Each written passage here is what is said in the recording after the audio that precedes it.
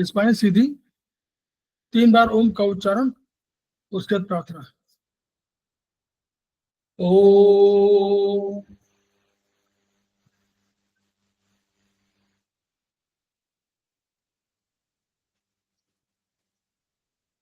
ओ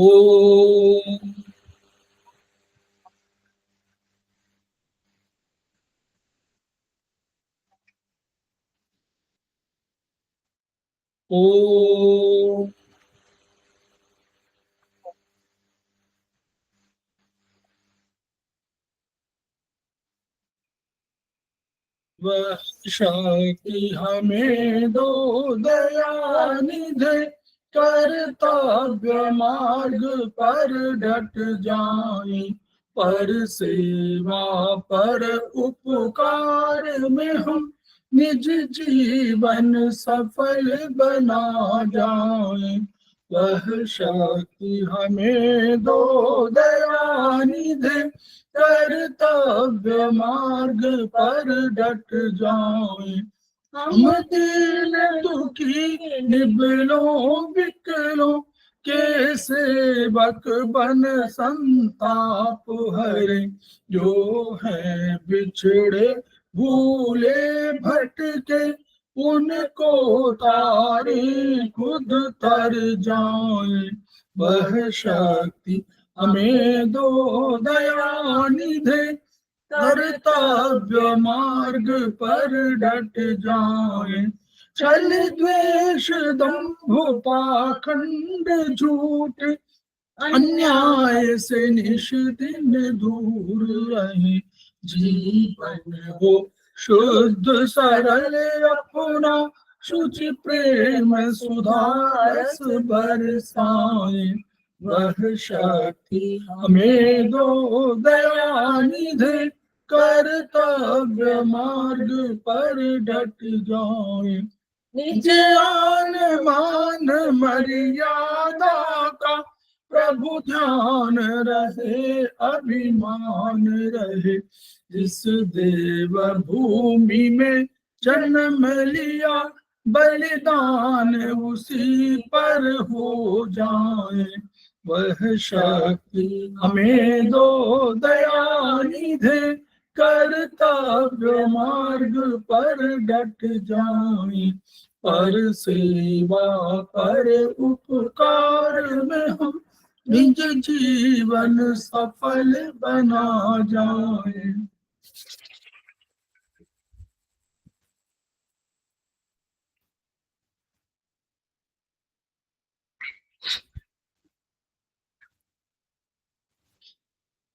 Sawai classes में नमस्कार।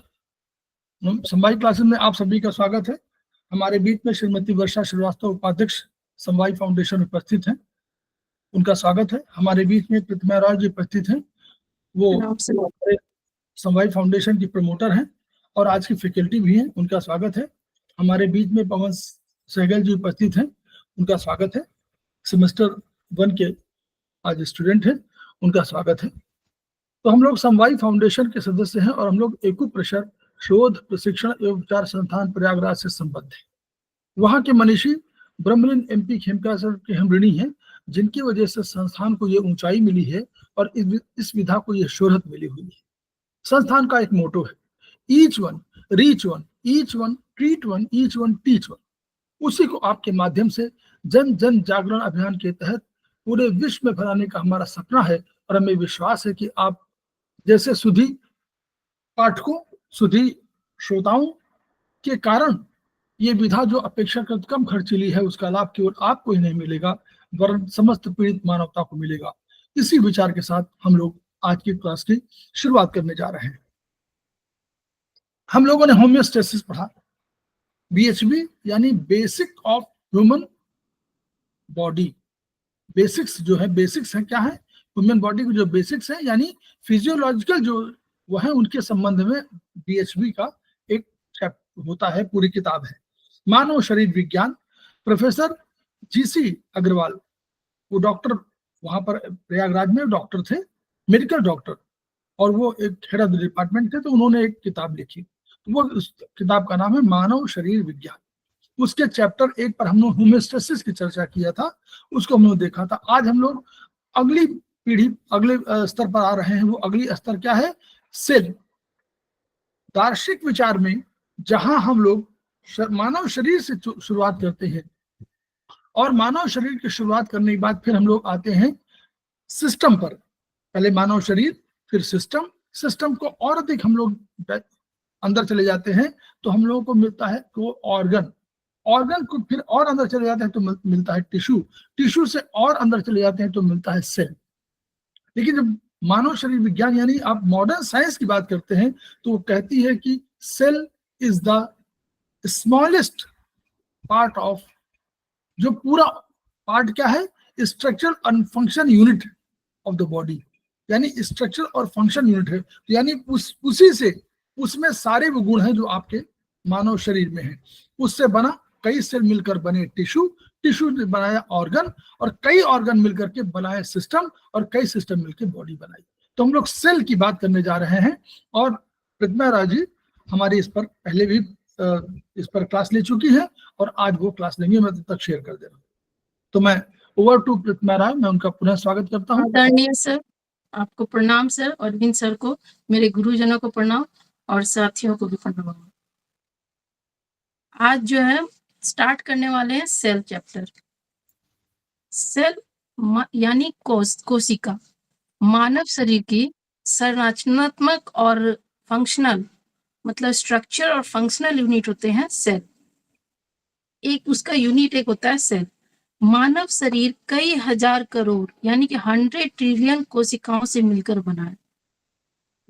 इसका प्रत्येक सेल अपना स्वतंत्र यापन गुण, ऑर्गेनाइजेशन, इरिटेबिलिटी, संकोचन, श्वसन, पोषण, उत्सर्जन, वृद्धि, मेटाबॉलिज्म एंड प्रजनन रखता है। कुछ कोशिकाएं शरीर की आवश्यकता अनुसार विशेष कार्य करने हेतु शेयर नहीं हो रहा, शायद मुझे लगता है शेयर नहीं हो रहा। मैं देख रहा हूँ शेयर नहीं हो रहा। ये शेयर तो हो रहा है। बुक्स नहीं है उनके पास। बुक्स मान लीजिए ना हो, शेयर नहीं हो पा रहा। मैं देख रहा हूँ कि शेयर भी तो होना चाहिए। ओके सर, शेयर हो रहा है इधर, मूवमेंट नहीं हो रहा है सर। नहीं, वो दूसरा चीज हो रही है, दूसरी हो रही है ना, जो सेल है वो मानव शरीर विज्ञान वाला जो सेल है वो होना चाहिए।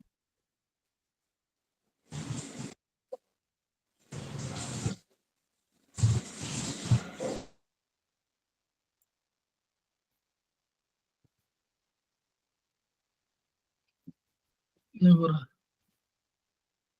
ये इसमें नया सिस्टम कोई आ गया क्या?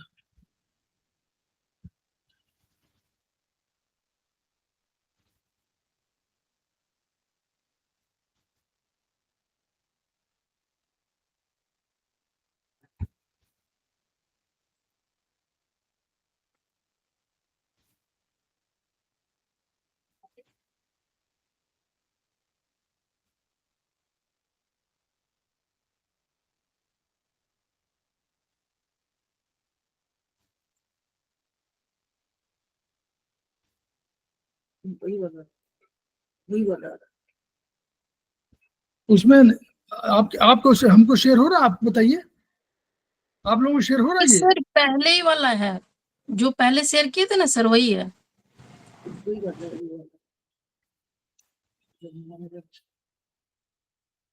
ये इधर ये कल से प्रॉब्लम ये नहीं आने लगी। ये हमारी प्रॉब्लम पहले नहीं आती थी। मेरा तो शेयर होता था, ये स्टॉप शेयरिंग, और ये समझ में नहीं आ रहा कि ये क्यों हो रहा है।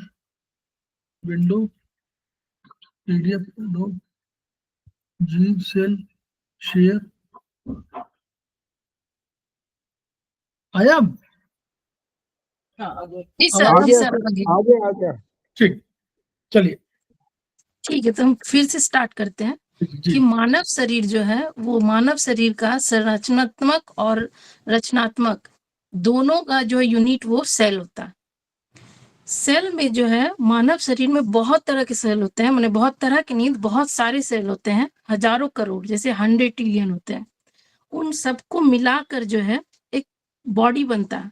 प्रत्येक सेल अपना स्वयं यापन गुण, कॉन्ट्रैक्शन, श्वसन, पोषण, उत्सर्जन, माने एक मानव शरीर में जो भी क्षमता रहता है करने का, वो एक सेल में करने का रहता है।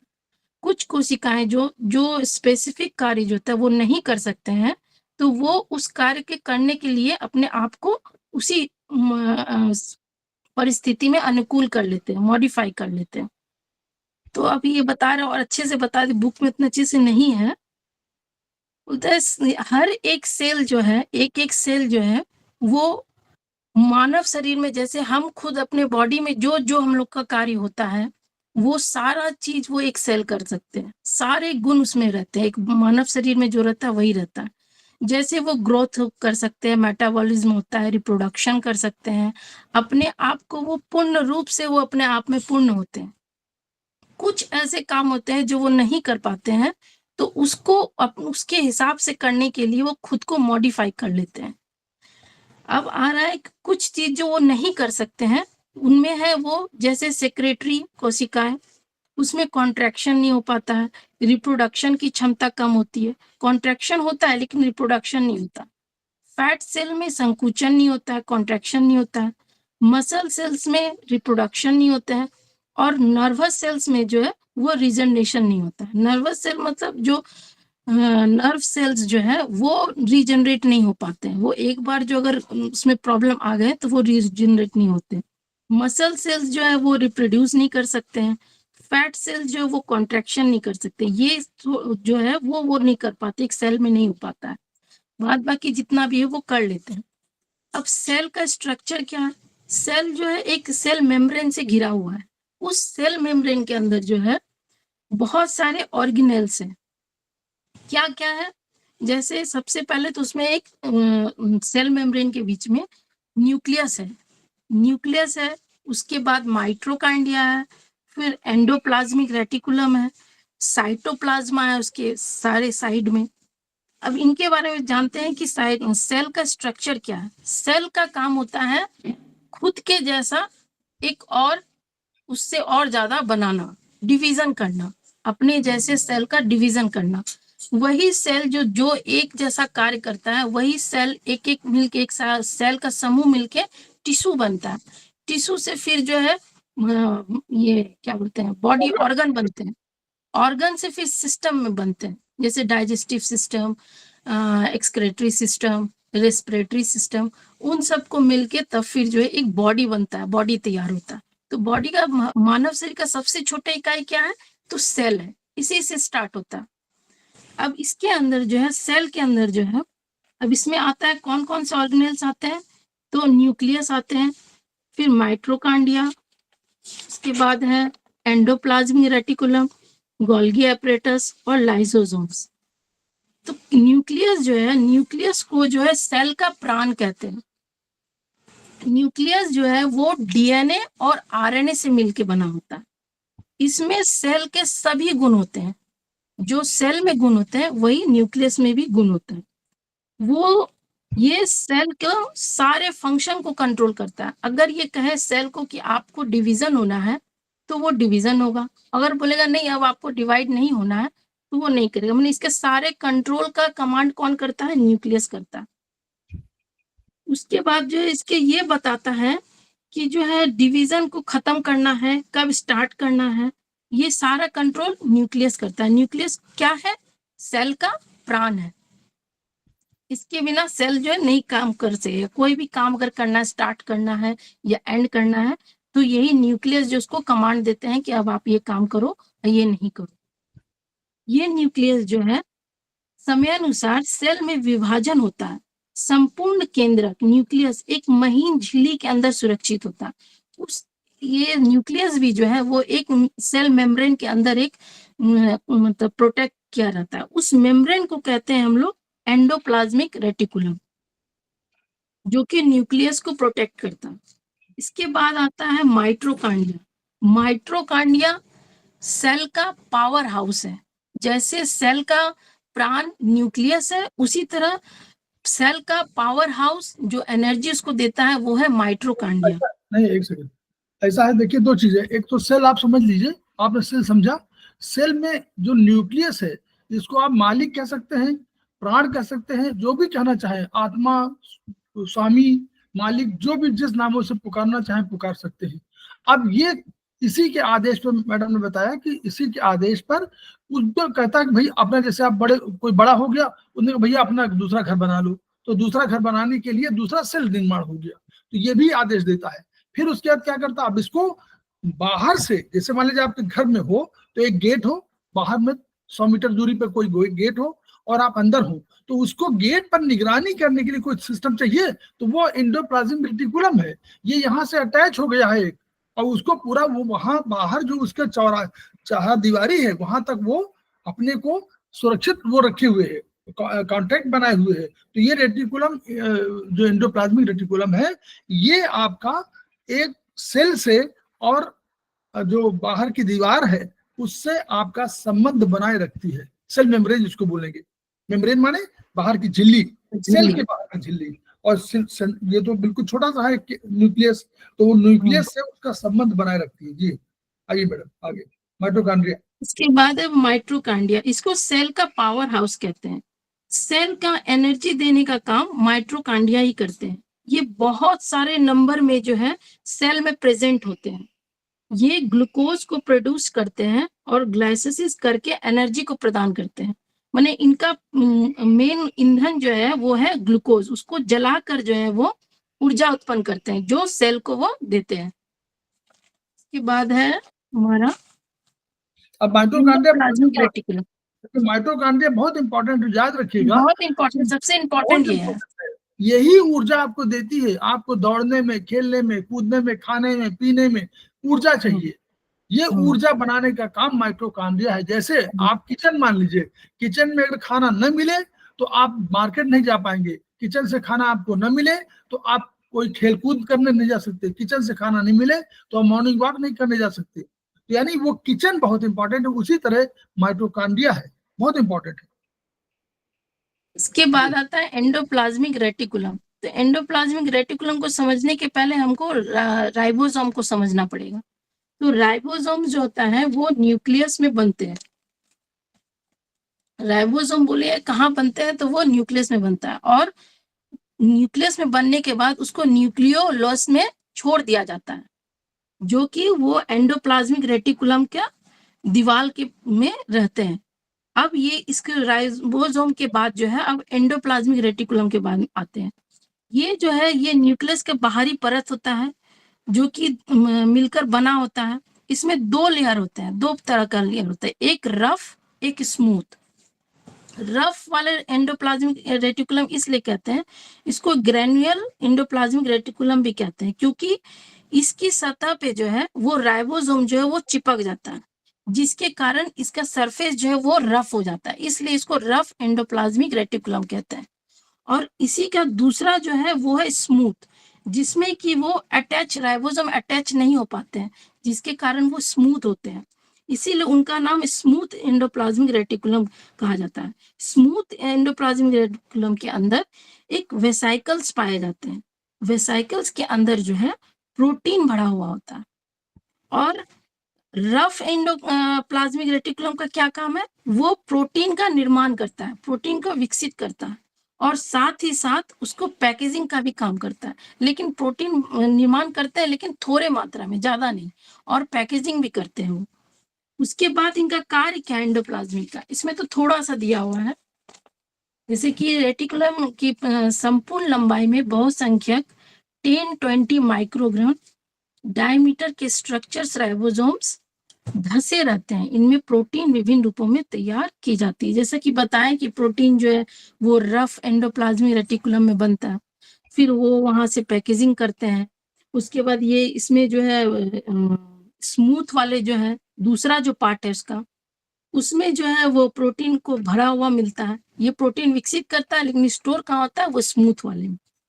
एंडोप्लाज्मिक रेटिकुलम का एक और कार्य है, ये ट्रांसपोर्ट सिस्टम का कार्य करता है। ये प्रोटीन बनाने में भी मदद करता है। जब हमारी मसल्स कॉन्ट्रैक्शन करती है तो उस वक्त ये जो है कैल्शियम और आयरन का बनाता है। जिस वक्त कॉन्ट्रैक्शन होता है, मसल जब चलते फिरते हैं हम लोग, उस वक्त जो है ये कैल्शियम और आयरन को बनाते हैं। कौन बनाते हैं, तो एंडोप्लाज्मिक रेटिकुलम, ये उसका कार्य है, फंक्शन है।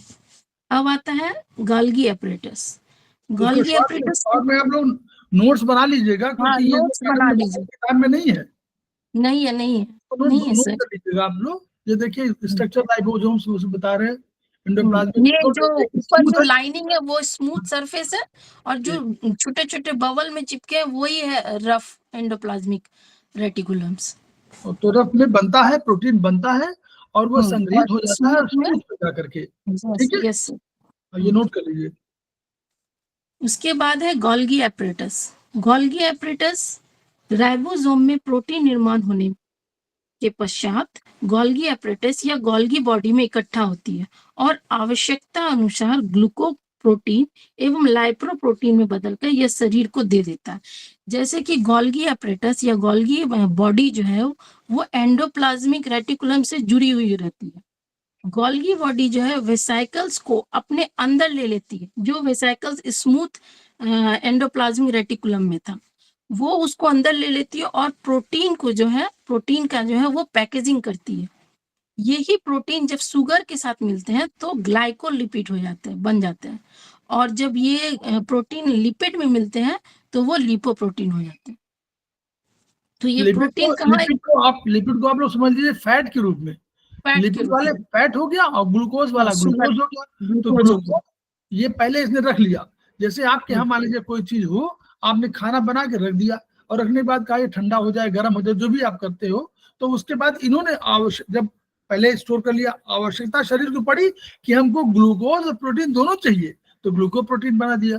उसने कहा कि नहीं हमको लिपिड चाहिए, प्रोटीन चाहिए, तो लिपिड प्रोटीन बना दिया। तो ये आवश्यकता को देखते हुए गोल्गी, अभी नोट कर लीजिए, गोल्गी एपरेटस। एपरेटस पूरे बीएचबी में आपको 2-3 एपरेटस सामना करना पड़ेगा। ये पहला एपरेटस आपको समझना, ये एपरेटस नहीं है, ये पार्ट ऑफ द सेल है। एपरेटस लिखा है तो इसको हमेशा पूछा तो गोल्गी एपरेटस क्या है, तो आपको लगे कोई नापने वाला कोई होगा। एपरेटस हम लोग पढ़े ना साइंस में कि वही नापता है, तो ये नहीं, ये गोल्गी एपरेटस में प्रोटीन निर्माण होने के पश्चात इकट्ठा होती है, स्टोर हाउस है, फिर इसको कहीं पे देना है तो वो ग्लूकोप्रोटीन और लाइपोप्रोटीन बदलता है। ठीक, यस मैडम। उसके बाद हमारा आता है लाइसोसोम। लाइसोसोम जो है सेल में इन अंगक की संख्या घटती बढ़ती रहती है। इनमें हाइड्रोलिटिक एंजाइम्स होते हैं जो सेल में घुसे जीवाणुओं को गला देते हैं। लाइसोसोम्स जो है वो एक स्फेरिकल सेक का मतलब स्फेरिकल कलाकृति का बना हुआ होता है। इसका निर्माण भी वेसिकल्स में ही होता है। लाइसोसोम कई प्रकार के पाचन एंजाइम्स भी बनाते हैं और इसमें क्या रहता है, हाइड्रोलिटिक एंजाइम्स होते हैं। जो भी जैसे मान लीजिए हम लोग कुछ खाना इनटेक करते हैं तो उसमें अगर कुछ भी पैथोजेंस रहेगा तो यही लाइसोसोम्स जो है बॉडी में जाने, उन्हें उसे पूरा अंदर नहीं जाने देने के पहले ये इसको जो है लाइसोसोम जो है उसको डिस्ट्रॉय कर देते हैं। ये इसी का काम यही है लाइसोसोम्स का। और थोड़ा बहुत जो है पाचन एंजाइम्स भी वो रिलीज करते हैं। सर इसके बाद टिश्यू है। ये देखिए, ये हाँ ये रहा न्यूक्लियस। सर, देखिए वो अंदर वाला जो है, हाँ न्यूक्लियस, अंदर वाला न्यूक्लियस। स्क्रीनशॉट लेंगे तो ले लीजिए। स्क्रीनशॉट ले लीजिए। ये सेल है, देखिए स्ट्रक्चर ऑफ सेल है। फिर ये आया दूसरा, ये सेल का इसमें है सब ये सारे नीचे वाला सेल मेम्ब्रेन है। ऐसे ये बने जो हुए हैं। लाइट ब्लू कलर का पूरा है वो साइटोप्लाज्मा है सेल के चारों तरफ। सर आप स्क्रीनशॉट ले लीजिए।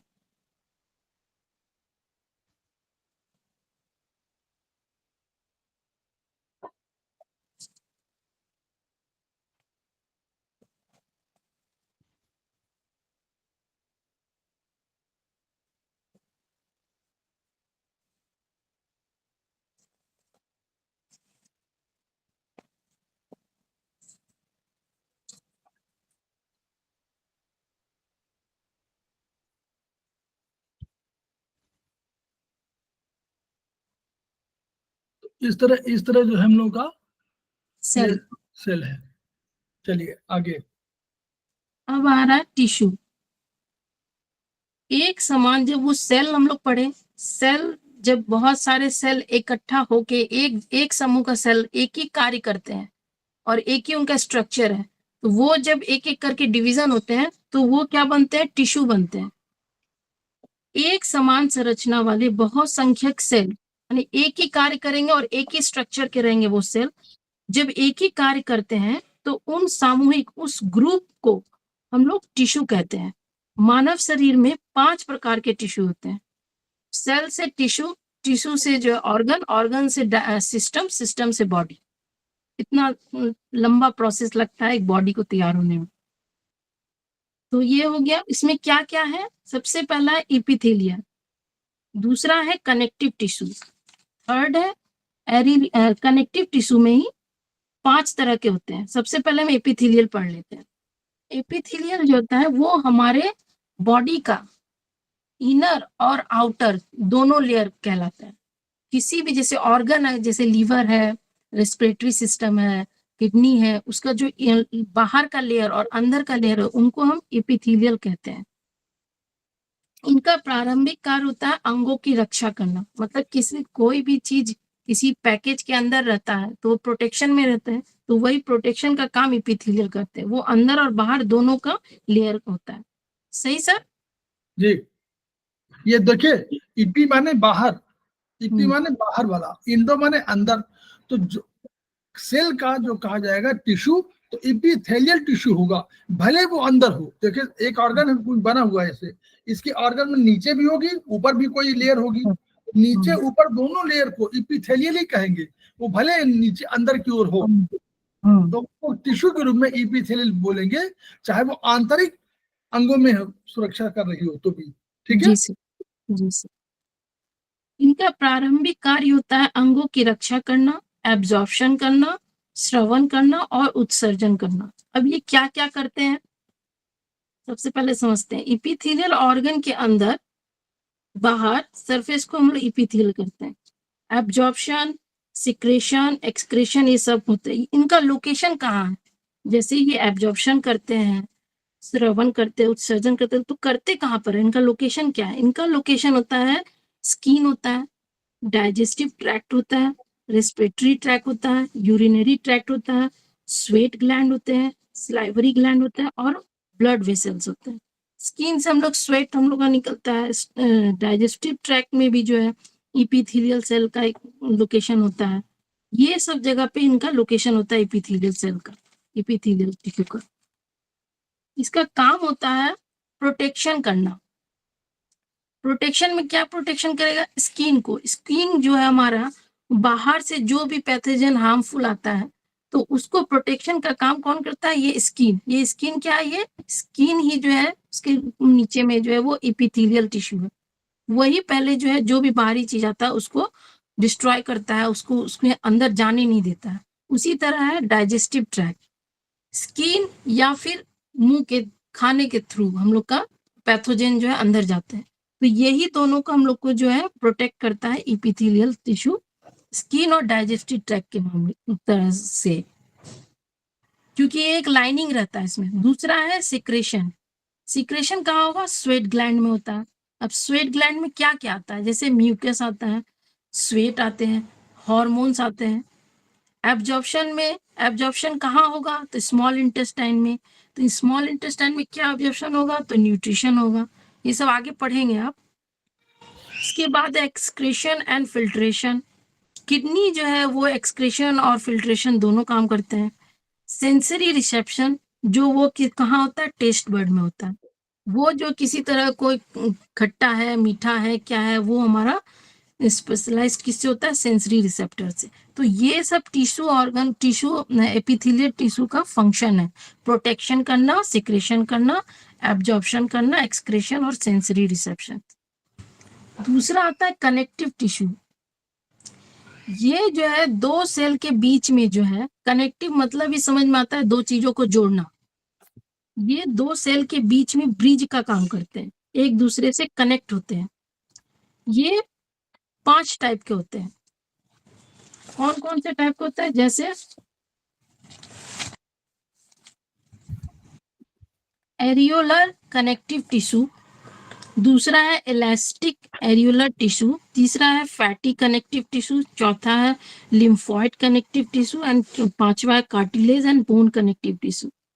एरियुलर कनेक्टिव टिश्यू जो है वो पैकेजिंग मटेरियल जैसे कार्य करते हैं, जैसे अंगों को स्ट्रांग बनाना, किसी भी अंग को स्ट्रांग बनाना, ऑर्गन को, जैसे जैसे हो गया पेशी मसल्स हो गया, नर्वस हो गया, लिगामेंट हो गया, वल्व्स हो गए, उन लोग को स्ट्रॉन्गेस्ट प्रदान कौन करता है? ये एरियुलर कनेक्टिव टिश्यू।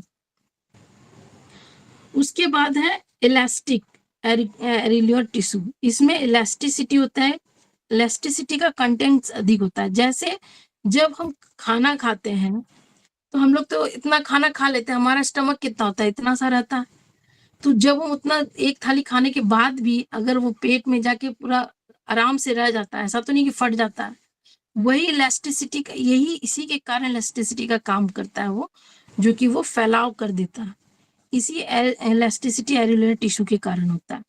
तीसरा है फैटी कनेक्टिव टिश्यू, जो वसा के भंडार गृह है, अधिक संख्या में त्वचा के नीचे या ओमेंटम में मौजूद होते हैं। त्वचा के नीचे जो फैट रहता है वो यही फैट कनेक्टिव टिश्यू का भंडार रहता है।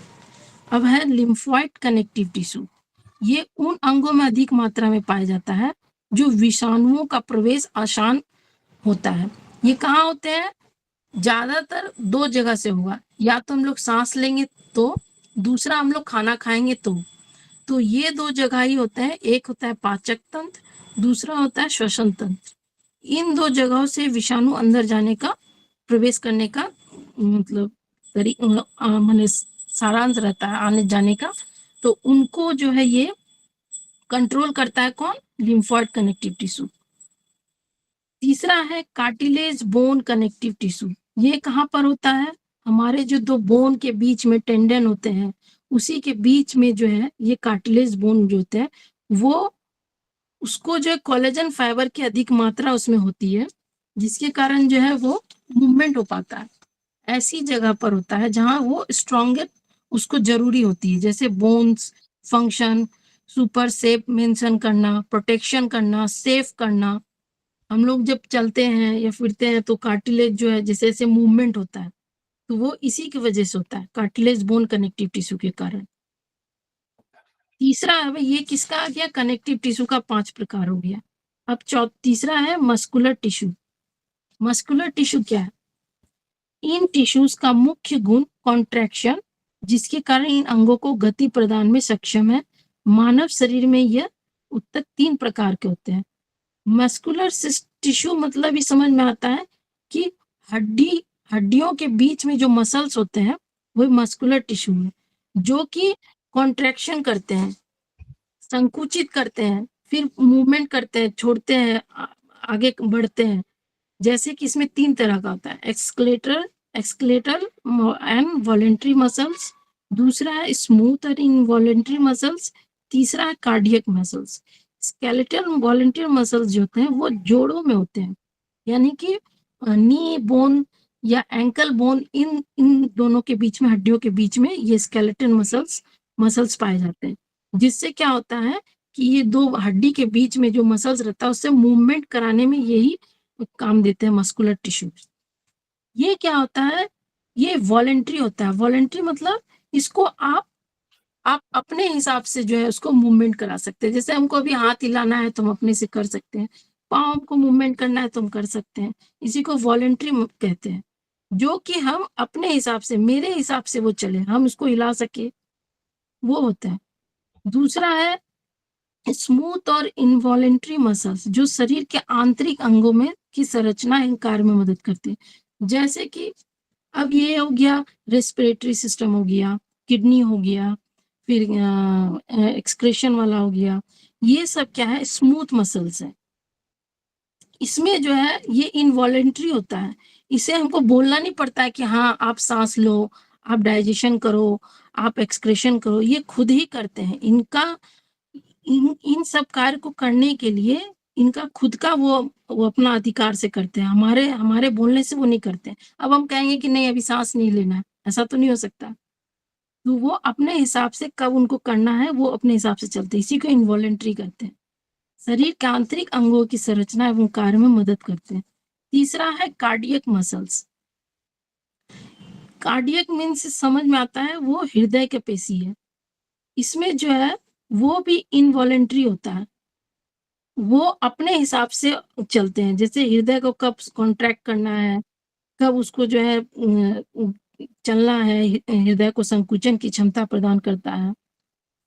ये इनवॉलेंट्री होता है, वो हमारे कंट्रोल में नहीं है। उसके बाद है इनको नर्वस। कार्डियक मसल्स को भी देखिए, अगर चाहते तो हम लोग कार्डियक मसल्स को भी स्मूथ मसल्स की श्रेणी में रख सकते थे, ठीक है, स्मूथ और इनवॉल्ट्री। लेकिन कार्डियक मसल्स की दूसरी एक विशेषता के कारण इसको अलग रखा गया कि इसमें सारी ब्रांच्ड होती है। ब्रांच माने सब एक दूसरे से जुड़ी होती है। तो इसमें दो चीजें, दो सेल मिलकर के अपना लगेगा कि आपको दो सेल है, और वो सब ब्रांच है, सारे ब्रांचिंग है, ताकि एक अगर कुछ चेंज होता है तो दूसरा भी चेंज होता है। तो इसलिए पूरा ऐसा मूवमेंट होता है जिसकी वजह से है तो इनवॉलंटरी, आपके कंट्रोल में नहीं है, लेकिन वो सब ब्रांच ऐसी हैं कि क्योंकि एक साथ हार्ट को पंप करना है और एक साथ एक्सपेंड करना है, तो वो एक्सपेंशन और कॉन्ट्रैक्शन एक साथ होना, तो इसलिए सारी ऊपर से लेकर मान लीजिए 100 है तो 100 ब्रांच होती है, ताकि एक दूसरे से जुड़ी होती है, इसलिए उनको अलग कैटेगरी में रखा गया है। ठीक, अब है नर्वस टिश्यू। यह टिश्यू फॉस्फोलिपिड का बना हुआ होता है। इसका भोजन मात्र ग्लूकोज होता है। इनमें पुनरुत्पादन की रीजनरेशन की क्षमता नहीं होती है। यह इम्पल्स को कंडक्ट करने में भी सक्षम होते हैं। नर्वस टिश्यू क्या है? ये फॉस्फोलिपिड का बना हुआ होता है। इसका खाना जो है वो ग्लूकोज होता है, एकमात्र जो है भोजन ग्लूकोज होता है। इसी में जो ये जो सेल जब पढ़ा रहे थे तो उसी वक्त बोले थे कि ये नर्वस टिश्यू जो है उसमें जो है रीजनरेशन नहीं होता है। यही जो है वो जैसे कि जब हमारा स्पाइनल कॉर्ड से जो नर्व जाता है उसमें अगर कुछ हो जाता है तो उसको रीजनरेट करना बहुत मुश्किल होता है, वो नहीं हो पाता है। ट्रांसप्लांट के बाद ही वो हो सकता है, ऐसे नहीं हो सकेगा। और ये क्या करता है, जो हम जो वो नर्व जो चेक करते हैं तो उसमें भी जो इम्पल्स जो होता है कंडक्ट होता है वो इसी से होता है, नर्वस टिश्यू के कारण। अब पांचवा है फ्लूइड टिश्यू। फ्लूइड टिश्यू में क्या क्या आता है? ब्लड आता है, रक्त, lymph and cerebro spinal fluid होता है, जो कि सेरिबेलम में पाया जाता है, और स्पाइनल कॉर्ड में स्पाइनल फ्लूइड पाया जाता है। ठीक है सर, बहुत बढ़िया। इसके बाद आ रहा है कोश झिल्ली के माध्यम से तत्वों का वहन, यानी transportation of material through cell membrane. Cell का स्वस्थ होना इस बात पर निर्भर करता है कि सेल के अंदर इंट्रासेल्युलर फ्लूइड और सेल के बाहर के एक्स्ट्रा सेल्युलर फ्लूइड के मध्य समस्थापना यानी कि होमोस्टेसिस की दशा उपलब्ध है। माने एक सेल को स्वस्थ रखने के लिए हमें क्या जरूरत पड़ेगा? होमोस्टेसिस का, जो कि इंट्रासेल्युलर और एक्स्ट्रा सेल्युलर दोनों में समस्थापना करे। यह होम्योस्टेसिस विभिन्न तत्वों की सांद्रता यानी कि कॉन्सेंट्रेशन से संबंधित है, जो ट्रांसपोर्ट प्रोसेस पर निर्भर करती है। सेल के अंदर और सेल से बाहर तत्वों को वहन में दो, माने सेल से जो कुछ अगर सेल को बाहर से चाहिए या अंदर से उसको बाहर देना है तो वो किस तरह से होता है? वो दो तरह से होता है, एक एक्टिव ट्रांसपोर्ट, दूसरा पैसिव ट्रांसपोर्ट। तो एक्टिव ट्रांसपोर्ट में क्या है? सेल की ऊर्जा खर्च होती है, उसमें ऊर्जा उसको लगता है। कैसे? जैसे मान लीजिए हम अगर कुछ खाएं तो वो हमारा सोडियम अगर ब्लड में है तो उससे अगर सेल को लेना है तो उससे क्या होगा? उसको ऊर्जा खर्च करना पड़ेगा। उसी तरह पोटेशियम है, कैल्शियम है, इसको लेने के लिए उसको ऊर्जा खर्च करना पड़ेगा। लेकिन पैसिव में क्या है? इसमें उसका ऊर्जा खर्च नहीं होता है। ये एक प्रेशर और हाइड्रोलिस्टिक प्रेशर के थ्रू ये काम होता है। जैसे कैसे होता है? ये तीन तरह से होता है, एक प्रेशर, दूसरा फिल्ट्रेशन, तीसरा ऑस्मोसिस। प्रेशर में क्या होता है? ये एक जल दाब यानी कि हाइड्रोलिस्टिक प्रेशर के अंदर बाहर के तरलों में तत्वों की सांद्रता अर्थात यदि बाहर के तरलों में आंतरिक तरल से अधिक है तो तत्व बाहर से अंदर वहन करेगा, और इससे ठीक विपरीत भी, जैसे ऑक्सीजन का। इसको सरल समझने के लिए सीधा समझ सकते हैं हम लोग कि हम लोग जो वो बिस्लरी का बॉटल लाते हैं तो वो तो बड़ा डब्बा रहता है, तो उसको जो है एक छोटे टैप वाले इसमें जो जब हम लोग डाल देते हैं, तो जब वो टैप से जब हम लोग पानी लेते हैं तो एक प्रेशर बनता है, जैसे यहाँ हम लोग लेते हैं वैसे वहां से वो खाली होता है। मैंने कहने का मतलब है इधर अगर थोड़ा खाली हुआ तो उधर वो प्रेशर से वो फिलअप कर दिया, यही है। दूसरा है उसी तरह से जैसे हम लोग हाँ सर देखिए ऐसा पहले हम लोगों ने पढ़ा ना, हम लोगों ने होमोस्टेसिस पढ़ा था कि सेल के बाहर, सेल के अंदर क्या है, सेल के अंदर तरल है, सेल के बाहर भी तरल है, और तरल में क्या है, यही है सोडियम, पोटेशियम, कैल्शियम, ये सब है, सारे इसमें तैर रहे हैं। जो भी आप समझ सकते हैं शरीर के जितने ब्रह्मांड में जितने भी तत्व हैं वो सब शरीर में है। अब वो सब बाहर है, सेल के अंदर है, कुछ सेल के बाहर है। तो इन सब का एक क्या है, एक प्लस और पॉजिटिव और निगेटिव आयनाइज है, मतलब यानी तरल में जब भी ये इनऑर्गेनिक मटेरियल मिलेगा तो आयन के रूप में कन्वर्ट हो जाएगा। यानी आयन माने कभी या तो उसकी परिभाषा है कि आयन माने ये हुआ कि या तो उसमें इलेक्ट्रॉन अधिक होगा या इलेक्ट्रॉन एक कम होगा। साइंस की भाषा है वो कि या तो इलेक्ट्रॉन प्रोटॉन की संख्या में अधिक होगा या कम होगा। तो अगर कम होगा मतलब एक इलेक्ट्रॉन निकल गया, इलेक्ट्रॉन में निगेटिव चार्ज है, तो अगर इलेक्ट्रॉन एक चला गया तो ये पूरा का पूरा स्ट्रक्चर आयन हो जाएगा, पॉजिटिव आयन हो जाएगा, क्योंकि उसमें इलेक्ट्रॉन माइनस कम हो गया, पॉजिटिव तो अंदर है।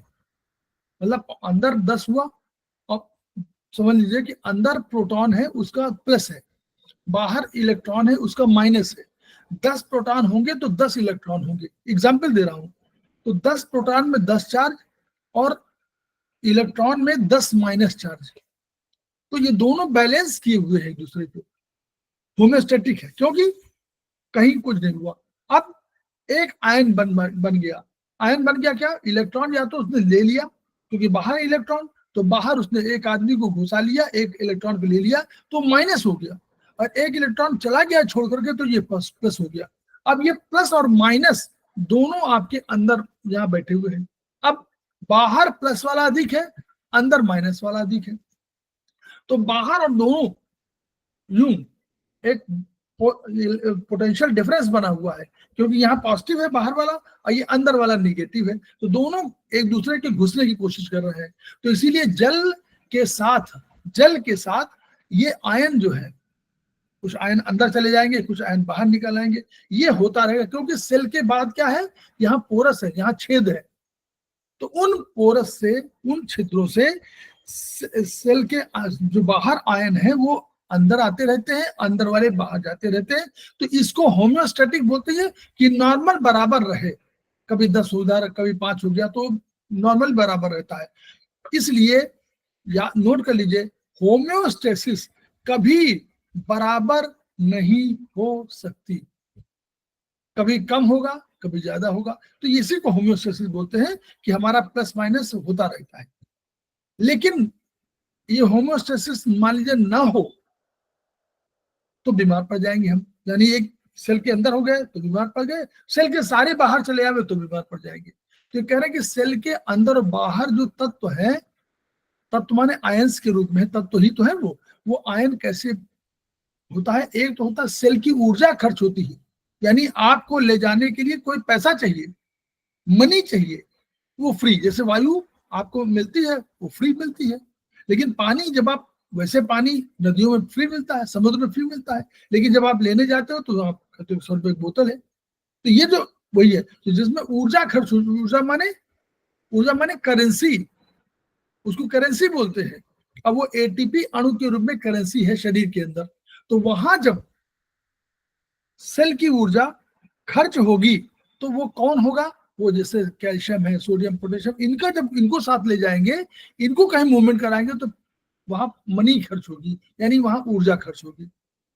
एक दूसरा सिद्धांत ये है कि सेल की ऊर्जा खर्च न हो, ऐसा भी प्रकृति ने एक व्यवस्था कर रखी है। वो भौतिक शास्त्र के नियम है। तो भौतिक शास्त्र के नियमों का उल्लेख यहाँ कर रहे हैं कि ये पैसिव ट्रांसपोर्ट कर रहा है, जिसमें सेल की ऊर्जा खर्च नहीं होगी और सारा ट्रांसफर हो जाएगा। कैसे होगा? दबाव। हाइड्रोस्टैटिक मान होता है जो भी जल है एक दबाव बनाता है। जल हर चीज का एक दबाव है। आप भी खड़े हैं तो आपके ऊपर धरती ऊपर से कोई ना कोई प्रेशर पड़ा हुआ है और नीचे से गुरुत्वाकर्षण खींच रही है, तो दोनों बैलेंस है, तब हम लोग चल रहे हैं। नहीं तो बैलेंस ना होता तो यार कुछ होता नहीं। तो जैसे चंद्रमा में देखिए आदमी चलता है तो चूंकि नीचे खींचने वाली शक्ति कम है इसलिए उछल के चलता है, हमको महसूस होता है उछल गया। क्यों? क्योंकि वो आप उसने कदम बढ़ाया लेकिन उछल गया वो, तो इसलिए दोनों का बैलेंसिंग वहां है। अब देखिए एक समान हाइड्रोस्टैटिक प्रेशर हो, यानी कोई दो परखनी रख लीजिए और दोनों में आप पानी डाल दीजिए और एक छोटा सा रास्ता रख दीजिए मेम्ब्रेन टाइप की, तो क्या होगा? और बराबर सतह हो तो इसमें क्या होगा? अंदर और बाहर तरलों में तत्वों की सांद्रता। अब जो होता है हायर कंसंट्रेशन, जो हायर कंसंट्रेशन माने दो चीजें हुई, एक विलियन हुआ सोल्यूशन, एक हुआ सल्यूट और एक हुआ सॉल्वेंट। जैसे जल में नमक मिला दीजिए तो जल क्या है? जल सॉल्वेंट है, जल सॉल्वेंट है। और सॉल्यूट क्या है? नमक। और जो बन गया नमक का घोल वो सॉल्यूशन है। तो अगर आप ऐसा कोई कर दीजिए कि बाहरी तरल में और दोनों के बीच में रख दीजिए तो दो जार मिले हुए हों और एक छोटी सी वो डाल दीजिए कपड़ा या वो जिससे आर पार हो सके, तो आप देखेंगे कि दोनों में पहले अगर इंक डाल दीजिए इसमें एक में और दूसरे मत डालिए तो इंक धीरे धीरे करते हुए और दोनों बराबर हो जाएगी। क्यों? क्योंकि पानी इंक की तरफ आ जाएगा, इंक पानी की तरफ दूसरी तरफ चली जाएगी, जहां पर जिसमें डाला है इंक उससे दूसरी तरफ चली जाएगी और पानी दूसरी तरफ आ जाएगा।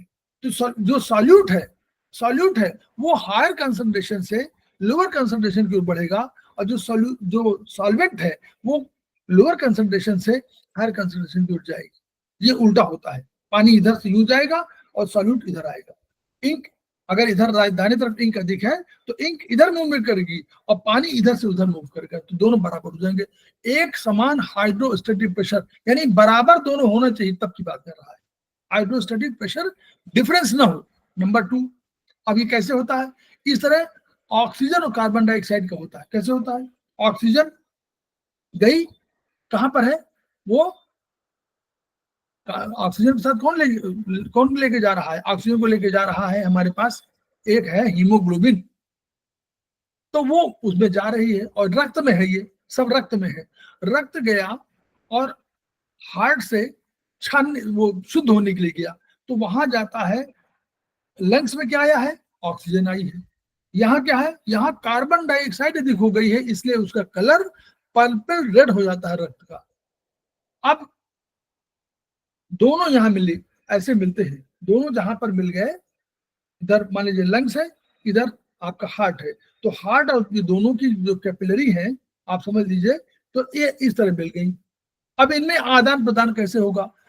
तो इधर जो है ऑक्सीजन का इधर ऑक्सीजन का लंग्स में ऑक्सीजन कंसंट्रेशन बढ़ा हुआ है और इधर कार्बन डाइऑक्साइड का कंसंट्रेशन बढ़ा हुआ है, तो ये अंदर जाना उधर जाना चाहिए, उधर कंसंट्रेशन है ही नहीं, और इधर का कंसंट्रेशन क्योंकि यहाँ ऑक्सीजन का अधिक है तो इधर जाना चाहती है, तो दोनों यूं चले जाते हैं। तो ऑक्सीजन आ गए ब्लड में और ब्लड से चला गया कार्बन डाइऑक्साइड लंग्स में और लंग्स से चला गया फिर बाहर। तो इस तरह ये होता है। दूसरा फिल्ट्रेशन। अब इसमें देखिए, पढ़िएगा अंतर दोनों में। हाइड्रोस्टैटिक वहां प्रेशर समान लिखा हुआ है, यहां क्या लिखा हुआ? Hydrostatic pressure difference. अब ये एक ऊपर हो एक नीचे हो तभी तो हाइड्रोस्टैटिक प्रेशर डिफरेंस होगा। तो इस तरह कोई चीज होगी कि ऊपर वाला प्रेशर अधिक हो, नीचे में प्रेशर कम हो, तो ये आदान प्रदान उसी तरह होगा। जैसे ऊपर से देखिए आप टंकी एक बड़ा टंकी लीजिए, नीचे एक छेद कर दीजिए, एक बीच में छेद कर दीजिए, एक सबसे ऊपर कर दीजिए, पानी ऊपर लबालब भरा हुआ सबसे ऊपर टॉप तक, तो सबसे अधिक तेजी से किसमें आएगा? आप लोग बताइए कोई। आप लोग को नीचे वाले में, है? नीचे वाले में, नीचे सर, हाँ ठीक, वेरी गुड। प्रेशर की वजह से। वहां पर ऊपर यहाँ पर अधिक प्रेशर पड़ रहा है ना, इसीलिए जो आपको फ्लैट में रहते हैं तो नीचे वालों के यहाँ पानी की शॉर्टेज कम होती है। क्यों? उनके खटाक से चला जाएगा, ऊपर वाला जो सबसे टॉप पर होगा उसके पास धीमा आएगा, ऐसा होता है ना। तो ये इसी की वजह से हाइड्रोस्टैटिक प्रेशर डिफरेंस के कारण। तो इसी तरह क्या हुआ किडनी में यूरिन, अब किडनी है ऊपर यू छन्ना लगा हुआ है, चाय जो हम लोग करते हैं तो हमको चाय बनी चाय छानते हैं ना, यानी जो पत्ती है पत्ती को छान लेते हैं और चाय नीचे चली जाती है, तो ऊपर से आया नीचे डाल रहे हैं ना, तो ऊपर से प्रेशर डिफरेंस हुआ, तो यहाँ पर डाला और बाय द वे हम लोग एक लगा रखा छन्नी में हमने एक को लगा दिया कि इतना यही निकल सकता है, यही नहीं निकल सकता। तो जल के अणु छोटे हैं तो निकल गए तुरंत, क्योंकि ऊपर से नीचे डाल रहे हैं तो तुरंत नीचे की ओर जाएगी। हाइड्रोस्टैटिक ऊपर का डिफरेंस, ऊपर से यहाँ प्रेशर कम है, यहाँ प्रेशर ज्यादा है, तो ऊपर से नीचे चली जाए, ठीक है। अब तो ये CSF बनना, एक्वा स्विमर ये बनना ऊपर है। तीसरा क्या है? ऑस्मोसिस। अब ऑस्मोसिस समझिए, एक होता है ऑस्मोटिक, जब भी किसी भी चीज में आप कुछ चीजें मिला देंगे, जैसे जल में कोई चीज मिला दीजिए, तो जल की जो गति पहले हो रही होगी सामान्य रूप से, मान लीजिए 5 किलोमीटर प्रति घंटा की दर से बढ़ रहा है जल, तो अगर जल में कुछ और मिला देंगे तो वो गति कम होगी कि अधिक होगी? कम होगी ना सर? कम होगी, क्योंकि उसमें कंसंट्रेशन जो है उसमें कुछ और मिल गया है, तो वो उतना लिक्विड नहीं रह पाएगी, वो तरल के रूप में हो जाएगी, मतलब जल के रूप में नहीं, तरल के रूप में हो जाएगी। तो उसमें उसी तरह अब एक और कंसेप्ट है, जब ये मिल जाता है और किसी अंदर इस तरह के आकार में किसी कंटेनर में बंद हो, तो हर उसका एक चाहता है कि इन जो लिक्विड जो इस तरल में जो आपने कई चीजें मिलाया हुआ है, इनसे एक ऑस्मोटिक प्रेशर बनता है। ऑस्मोटिक प्रेशर को समझने के लिए आप लोग याद करिए, टग ऑफ वार देखा है किसी ने? रस्साकसी देखा है कि नहीं देखा? नहीं देखा। No sir. रस्साकसी में क्या होता है, रस्सा में एक दो रख देते हैं, गांठ बना हुआ था वहां पर, और उसके इधर 4 आदमी, इधर 4 आदमी, और रस्सा खींचते हैं, जिधर रस्सा चला जाता है, जिधर हमारी रस्सा इधर चला गया तो यानी ये वाली टीम जीत गई।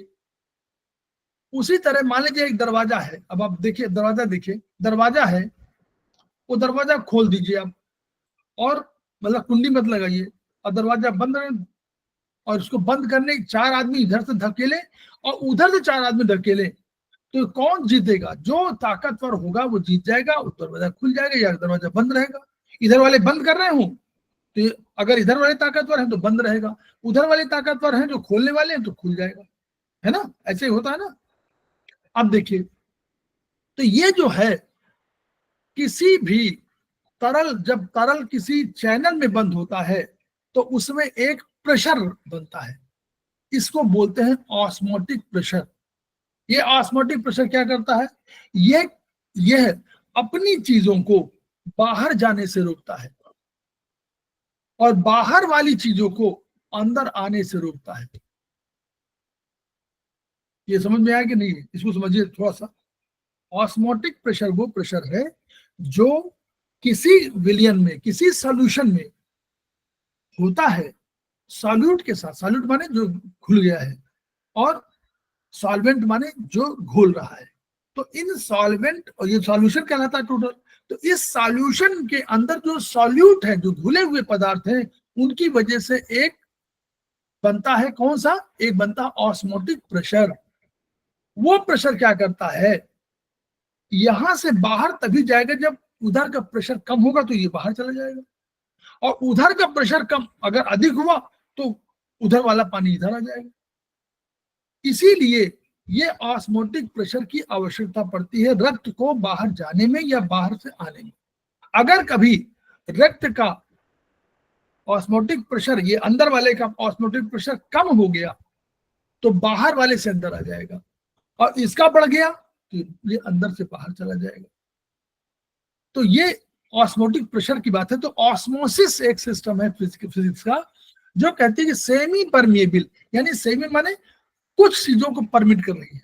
जैसे आप किसी उदाहरण ले लीजिए, आप चाय की छन्नी भी जैसे ले सकते हैं, उसमें छोटे छोटे छेद हैं, तो सेमी परमिएबल माने उससे बड़े जो अणु होंगे वो नहीं जा पाएंगे और उससे छोटे अणु होंगे अंदर चले जाएंगे। वैसे तो सेमी परमिएबल माने, सेमी माने जो परमिट करती है, परमिट माने पास करती है, पास करना चाहती है कुछ चीजों को, सबको नहीं कि ऐसा कोई भी अगर मेम्ब्रेन ना होती तो सब लोग इधर उधर आते जाते रहते, लेकिन इसने एक रख दिया कि भाई इतने बड़े जो होंगे जिससे एक दरवाजा बना दीजिए और कह दीजिए कि ये 2 फीट का दरवाजा है, तो जो 5 फीट का आदमी है, और शर्त ये हो कि खड़ा खड़ा आदमी जाना है, तो जो 5 फीट का होगा जा ही नहीं पाएगा, तो उसमें 2 फीट के नीचे जो बच्चे हैं वो तो पास हो जाएंगे। याद करिए ना। तो वैसे ही सेमी परमिएबल मेम्ब्रेन माने हुआ कि जो सेमी रूप मतलब कम से कम परमिट करती है। अब एक देखिए उदाहरण दिया किशमिश का, तो किशमिश के अंदर जो है कंसंट्रेशन, वो क्या करता है, वो अपने अंदर कोई चीज आने से रोकेगा। बाहर जल है, जल क्या करेगा, जल अंदर आना चाहेगा, तो जल का ऑस्मोटिक प्रेशर किशमिश के अंदर जो पदार्थ है उसके ऑस्मोटिक प्रेशर से अधिक है, इसलिए वो उसने धक्का मार के अंदर चलाता है छेदों से, छिद्र से, तो किशमिश फूल जाती है।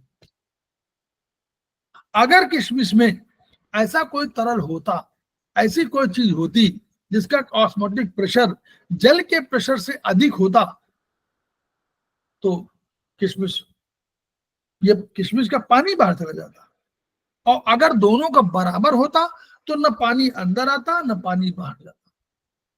क्लियर?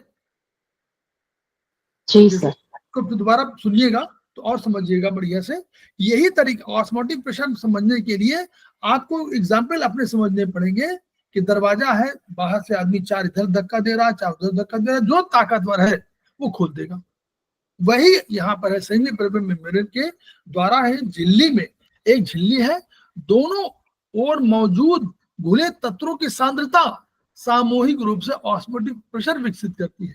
कंसंट्रेशन तय करता है कि कितना, इतना कंसंट्रेशन हो कि बाहर जल के जो बाहर तरल है उसके कंसंट्रेशन के बराबर है, तो दोनों वैसे रहेंगे।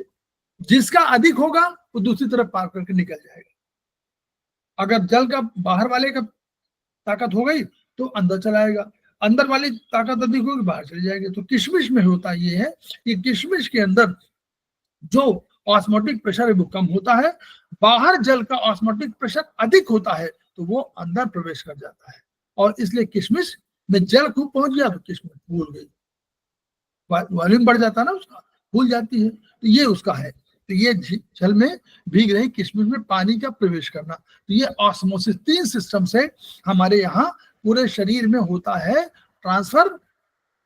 उसमें ऊर्जा खर्च नहीं होती।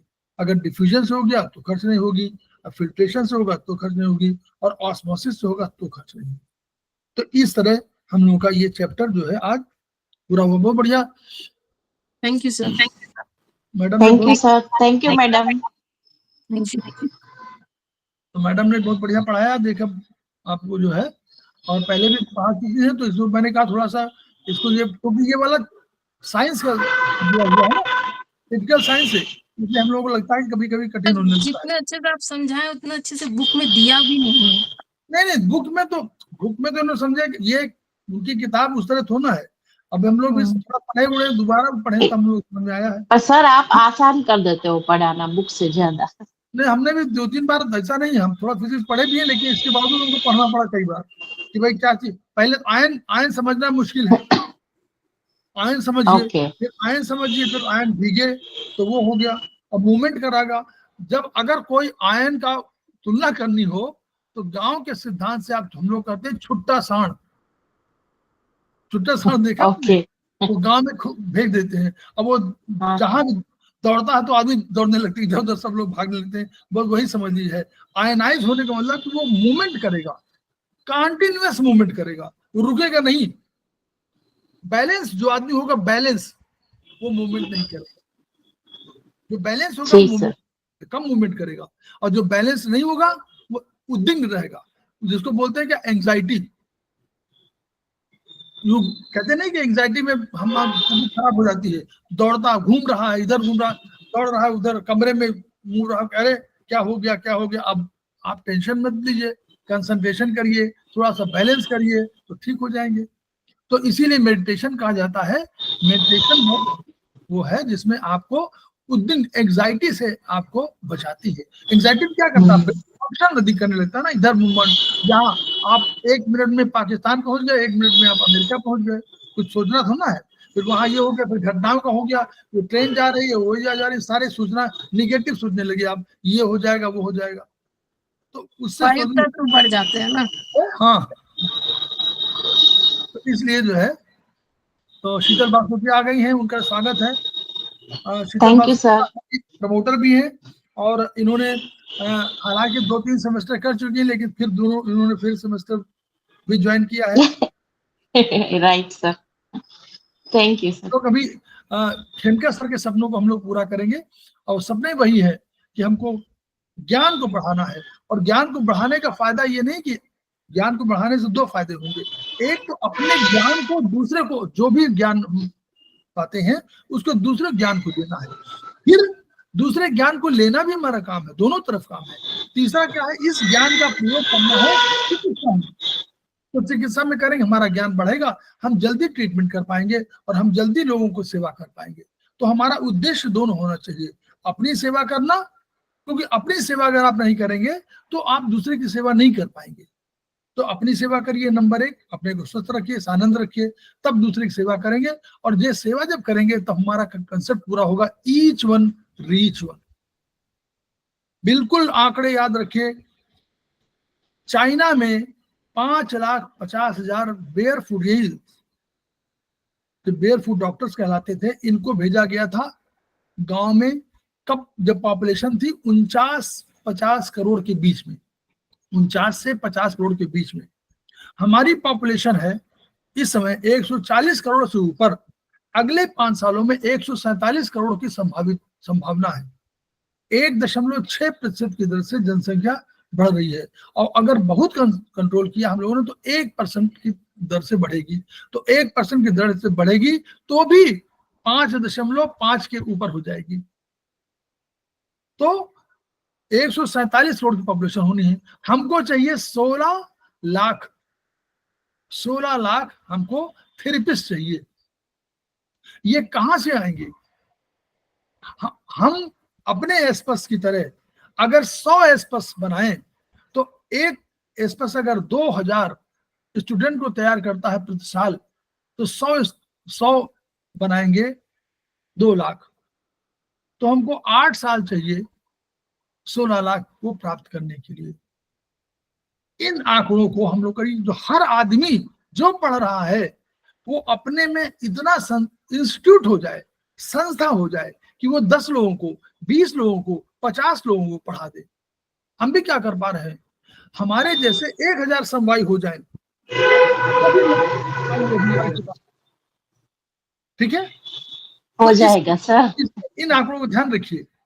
ये आंकड़े हमको भयावह नहीं करते, ये हमको आंकड़े उत्साहित करते हैं कि हमको इतनी मेहनत करनी है, और डर, ये इस डर से हमको मुक्ति दिलाते हैं कि अरे अगर हमने उनको बता दिया तो वो भी थेरेपिस्ट हो जाएंगे, ये भी तो डर है। इस डर को हटाइए।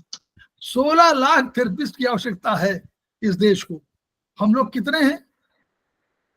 अगर 2000, 2500 प्रति वर्ष की दर से हम लोग मान लें, तो 25 वर्षों में एस्पस ने 50 से 60,000 प्रोड्यूस किया होगा, तो 60,000 कुछ नहीं है, चाहिए 16 लाख, तो 15,40,000 और चाहिए। क्लियर, समझ रहे हैं ना शीतल मैडम? तो जी सर, जी सर, राइट। ये डर, ये आंकड़े समझिए आप लोग। इसलिए किसी को नहीं डरना चाहिए कि हम अपनी नॉलेज को दूसरों दे रहे हैं, तो वो एक हमारा कंपटीशन तैयार हो ना, कोई कंपटीशन नहीं है। कंपटीशन तो 16-17 लाख में भी नहीं है। Right sir. 16-17 लाख में कंपटीशन नहीं है हमको, तब तक पॉपुलेशन बढ़ जाएगी, हमको 20 लाख चाहिए होंगे। तो इसलिए हम हर थेरेपिस्ट अपने जैसा 100 थेरेपिस्ट और बनाए, मिनिमम 100 थेरेपिस्ट और बनाए, तब हमारा देश थोड़ा सा आगे आ पाएगा। तो इसलिए ये हमको उत्साहित करते हैं, हम लोगों को इनका सर के सपनों को पूरा करना है और each one reach one, each one treat one, each one treat one का सपना पूरा करना है। इन्हीं शब्दों के साथ 2 मिनट का ब्रेक लेते हैं, फिर हम लोग। Thank you sir, thank you Pratima ma'am. Thank you ma'am, thank you ma'am. Thank you.